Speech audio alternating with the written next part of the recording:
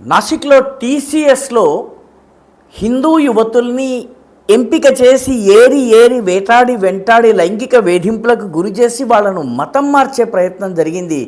దాని మీద ఇంకా చర్చ జరుగుతూనే ఉంది. అంతలో మహారాష్ట్రలోని అమరావతిలో ఒక 19 ఏళ్ల కుర్రవాడు హిందూ యువతులను లోబర్చుకుని వాళ్ళకి సంబంధించిన అశ్లీల వీడియోలు తయారు చేసి ఆ వీడియోలను సోషల్ మీడియాలో సర్క్యులేట్ చేస్తూ దాదాపు 300 వీడియోలు, 100 మంది యువతులకు సంబంధించినటువంటి 300 వీడియోలు అతను తయారు చేశాడని చెప్పి పోలీసులు ఆరోపిస్తున్నారు.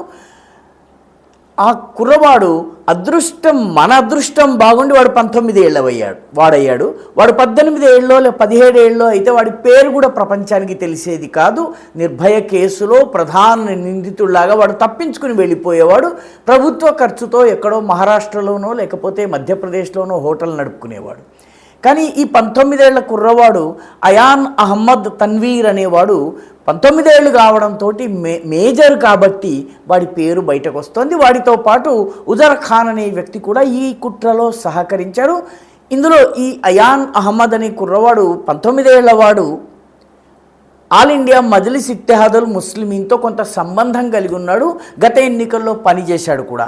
అతను ఈ రకంగా అమ్మాయిల్ని లోబరుచుకుని వాళ్ళ అసభ్య వీడియోలు తీసి సోషల్ మీడియాలో చలామణి చేస్తున్నాడు. నాసిక్ కేసు ఇంకా ప్రజలు మర్చిపోనే లేదు. ఇప్పుడు ఈ అమరావతి కేసు వచ్చి పడింది, మహారాష్ట్రలోని అమరావతి కేసు.